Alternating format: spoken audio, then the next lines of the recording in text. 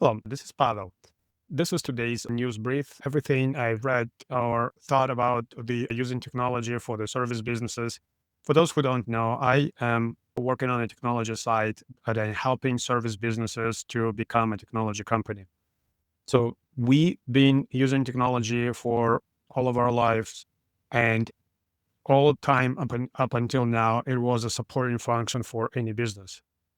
It was for a long time an expense center. It was for a long time something that implements business needs. And I believe that we reached the point when the only way for service company to continue stay in business, to be successful, they need to be changed to become a technology company that provides services. They need to be run as a technology company, that it should be managed, monitored as a technology company. And I'll discuss today's news from this perspective. Let's get started. The first one is AI first company. This term is everywhere. Everyone's discussing how to become AI first company, what's needed to be for transition to become a AI native company. And it is a concept that makes sense.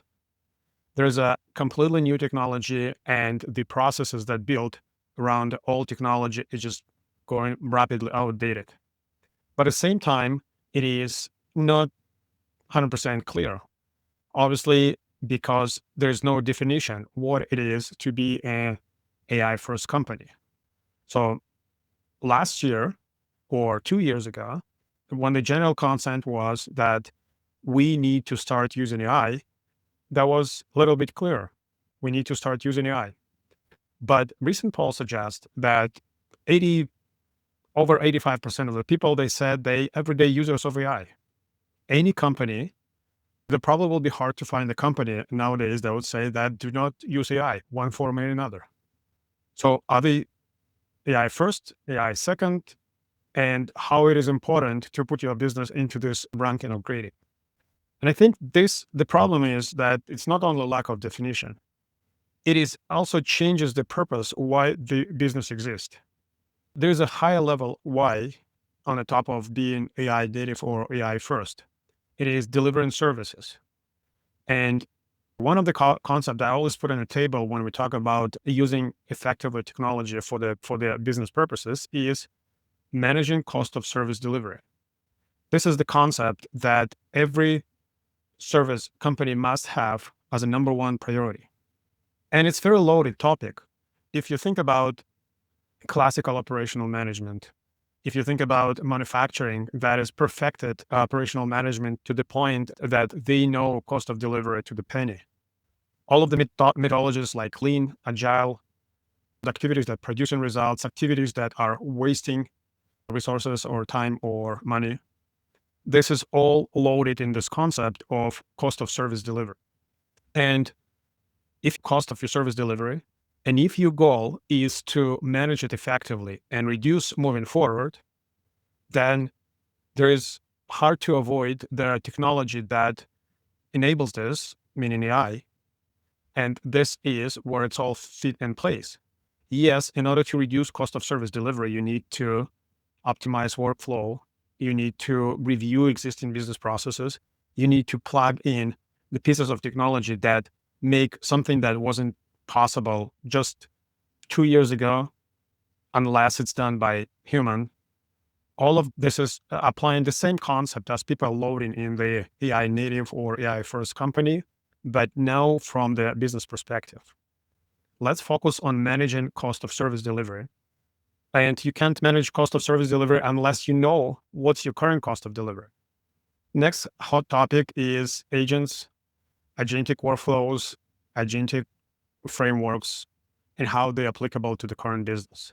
You cannot miss the point that people are really fascinated with the current state of technology and ability to talk back so that everyone, even those who work with the technology, trying to humanize it. Everyone gives them the agent's name, roles in the company. You cannot miss the constant presentations or videos about people creating chief of staff. They giving names, the agents. And this is where we stop using technology efficiently. It is a technology. It is a machine. Let's leave emotions aside, leave feelings aside. So we here to use technology effectively. The best way to use technology is to know the purpose of why it was created and for what, and use it exactly as it was intended. So the car is the best to get from point A to point B. So you don't give a car a name. Some people do. We never gave name to email server. So we never called it a worker who delivers the message fast to the another company. So it was technology. So the improvement that we currently call AI, and I strongly believe that I'm going to call it first, that we will stop using term AI probably in 3 years. So that's not the first technical buzz that word died, and that would be the next one. So there will be something that comes to replace of this. That will be AI will be attributed to the early stages of this transformation, and it would be as funny as the movies in 80s where the robot with the blinking lights moving around, and everyone is thinking that they are almost as human. Another topic I want to discuss is expected service baseline. This is a purely business term where all of the technology, all of the changes in technology fit in perfectly. The expected service baseline is the set of services that our customers expected to be provided as a part of dealing with our business. It is different from what it was several years ago, and it will be different several years in the future. It is a rolling target. So it's almost not negotiable. So you're not going to get credit for providing services at that level. And knowing the expected service baseline is the big part of the clarity about the state of the business. And the managing expected service baseline requires technology, because the biggest influence to expected service baseline is the services that competitors are providing, and the accumulated technology use is manifest in your competition in the services they provide to their customers. So it's pretty much a defensive strategy to at least not to lose market share you currently have. All of the agentic workflows, all of the enhancement in the processing data, all of the improvements should be wrapped up in the second concept of managing expected service baseline. And the next concept is technology helps managing the vision for the company. I know that there's so many definitions of vision for the company. It should be inspiring, it should be defining. I'm from the technology side, and for me, vision, it is the technical capability of the company, however years in the future. Would it be 3 years or 5, whatever your vision is, aside from everything else that is also important, so that you might want to become the best place to work. You might become the most recognized name in the industry. From the technical standpoint, there's a set of capabilities that future company has that your current business does not have. And that one of the reasons why you cannot wake up tomorrow to be in that company 3 years down the road. So your technical capabilities prevents you from being that. And none of these capabilities in that gap is something that should be addressed immediately today. But unless they are, you will never get to the business you want to be 3 years from now. And does this concept make it easier with the changes that happening with technology? Of course not. Everything is moving fast. The capability gap is just growing.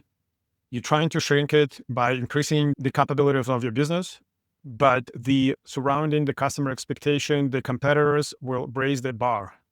And this gap cannot be closed without using effectively technology.